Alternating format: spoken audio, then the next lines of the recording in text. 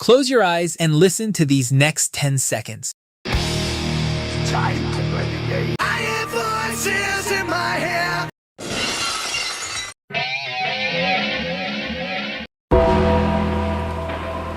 If you're a wrestling fan, I bet you could immediately identify every single wrestler just by hearing those opening notes. That's how powerful and distinctive WWE theme songs used to be. Back in the Attitude Era and Ruthless Aggression Era, heck, even the early PG era, WWE music was absolutely untouchable. Every wrestler, from main eventers to jobbers, had theme songs that perfectly captured their character. But fast forward to today, and there are barely any memorable themes being produced. Everything sounds generic, lifeless, and forgettable. It all started going downhill around 2017, and it's only gotten worse. So how did we get here? Who are the people behind WWE's current musical disaster? And most importantly, why does WWE music suck so much today? Let's find out.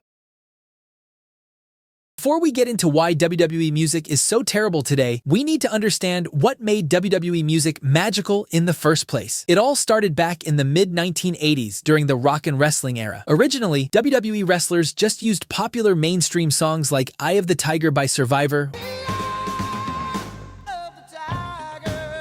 or another one, Bites the Dust by Queen.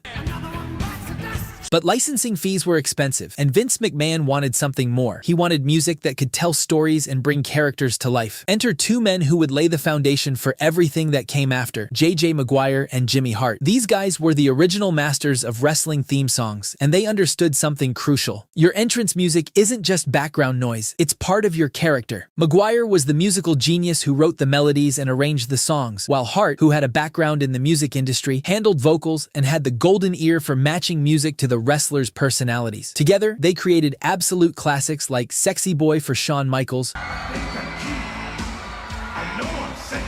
American Dream for Dusty Rhodes, Hitman for Bret Hart, and All About the Money for the $1 Million Man. Each song was distinct, catchy, and perfectly captured who that wrestler was supposed to be. This was the blueprint that would define WWE music for decades. But as incredible as Hart and Maguire were, they were just the starters. The real genius was about to come along and revolutionize wrestling music forever. In the mid-1980s, WWE signed Jim Johnston, and for over 30 years, this man was single-handedly responsible for the soundtrack of our childhoods. Johnston joined WWE in 1985, but it wasn't until the late 90s that he truly became the undisputed king of wrestling music. Before signing with WWE, Johnston had already worked with TV networks like HBO and Showtime. What made Jim Johnston special wasn't just his musical talent, it was his approach to creating themes. He didn't just make songs, he created musical masterpieces that matched the wrestler's character. He would study each wrestler like a scientist. He'd analyze their personality, their background, their character motivations, and even their physical mannerisms. Take Stone Cold, for example. When Jim saw Steve Austin, he saw an ass kicker who didn't enter a room with subtlety. He understood that Stone Cold was this blue-collar, rebellious anti-hero, so the music had to match that energy. It had to be raw, aggressive, and unapologetic. That glass shatter perfectly captured the essence of Austin's rebellious character, and the entire arena would explode the moment they heard it. Or how about Randy Orton's theme? Johnston looked at this young, cocky, unhinged Viper and thought, this guy's unstable. He probably hears voices in his head. That insight gave us Voices, one of the most iconic themes in wrestling history. The opening riff is instantly recognizable, and the lyrics perfectly captured Orton's psychotic persona. But Johnston's genius went beyond just the obvious character traits. For Brock Lesnar's next big thing, he created this heavy, ominous metal track that immediately told you something dangerous was about to happen. When you heard those first few notes, you knew someone was about to get their ass kicked. The Undertaker's theme is another masterpiece. It perfectly captured the supernatural, otherworldly character of the dead man. Johnston once said he wanted people to feel like they were at a funeral when they heard it. That haunting organ melody and funeral bell created an atmosphere unlike anything else in wrestling. What separated Johnston from everyone who came after was his attention to detail and his willingness to collaborate. He worked with actual bands and artists to create unique themes for the wrestlers. Drowning Pool did a version of Triple H's The Game. Time to play the game. Finger 11 created Slow Chemical for Kane. Damn monster. These weren't just generic rock tracks, they were custom-made musical treats that defined these characters. Johnston also understood that theme music had to serve the story. When someone turned heel, their music would get darker, more sinister. When they turned face, it might become more uplifting. But it was never a complete 180. There was always some musical DNA that connected back to the original character. The Undertaker's Ministry of Darkness theme still had the gong and the ominous feel of his original theme, only it was more sinister and darker to reflect his new evil persona. Even the American Badass theme, Dead Man Walking, retained the core essence of the original Undertaker entrance music. That's what made Jim Johnston a genius. The man created over 10,000 pieces of music during his WWE tenure. He didn't just handle the main event stars. He made sure even the lowest tier wrestlers had themes that fit their characters. Even guys like Hardcore Holly, Test, Al Snow, Johnston made sure everyone had something memorable. Stars like Evan Bourne, Alex Riley, and even Sheamus and Drew McIntyre in their early days had iconic theme songs that made their characters stand out. Jim's versatility was insane. He could do metal for guys like Undertaker and Kane, hip-hop for John Cena and MVP, country for JBL, and even Punjabi folk-inspired music for the Great Khali.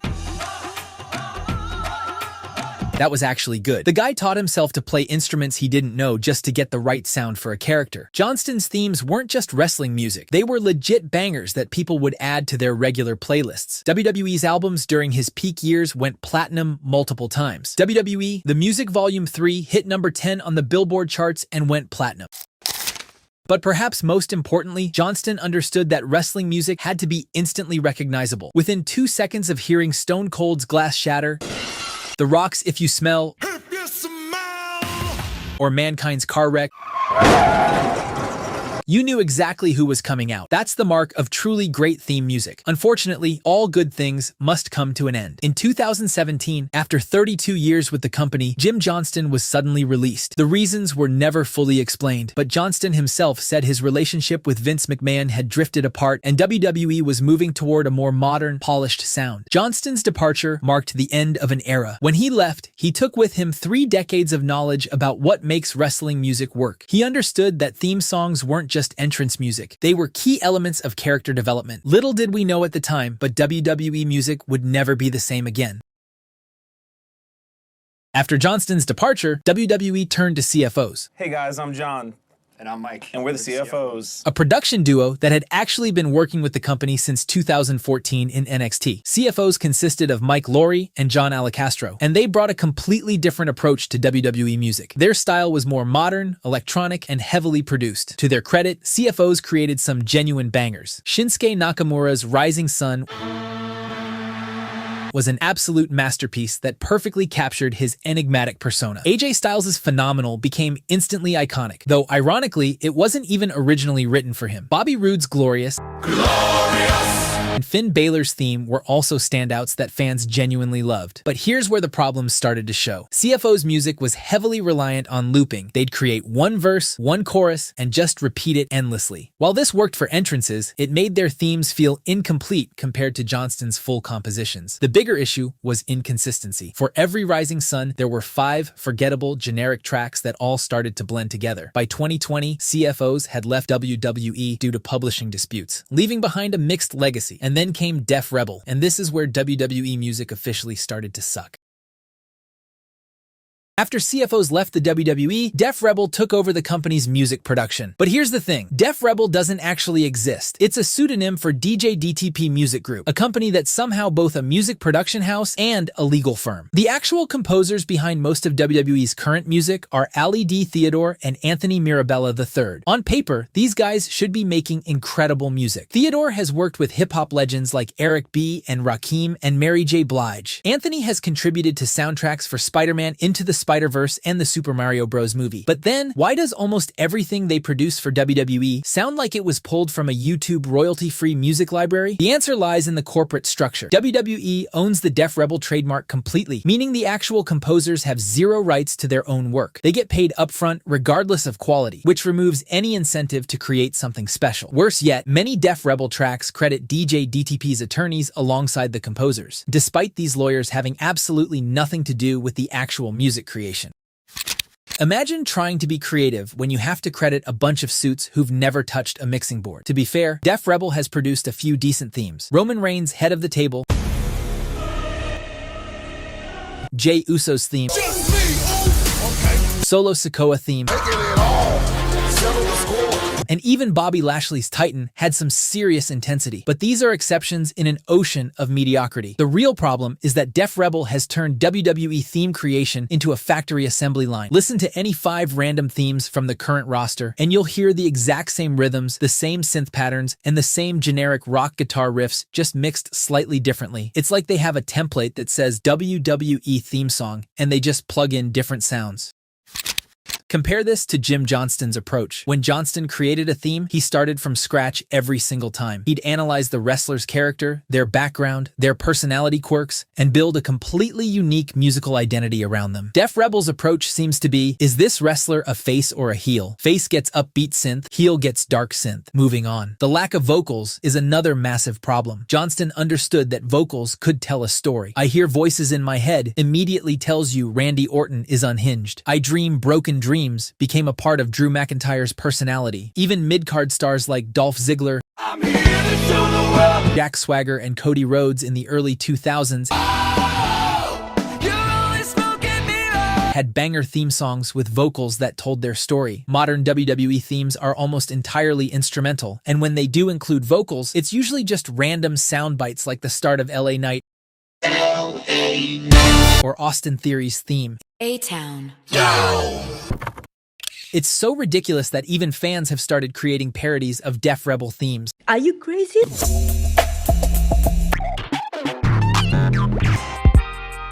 Aggression! Oh, he's ready for Asuka!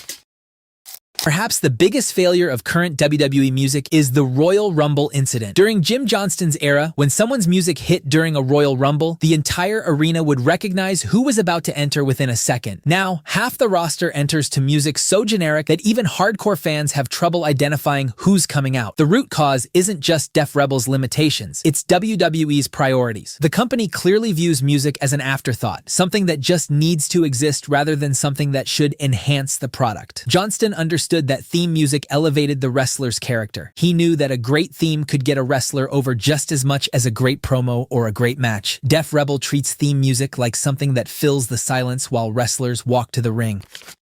Music is the heartbeat of pro wrestling. It's what transforms an entrance from a simple walk to the ring into a moment that can make an entire arena erupt. The saddest part is that WWE used to be a music powerhouse. Their albums went platinum, their themes became part of popular culture. Now, WWE music is so forgettable that most fans couldn't even recognize the themes of wrestlers they watch every week. This is what happens when you treat art like a business expense. The downfall of WWE music is truly sad. But let me know what you think. Which is your favorite WWE theme song of all time? Thanks for watching, and I'll see you in the next one.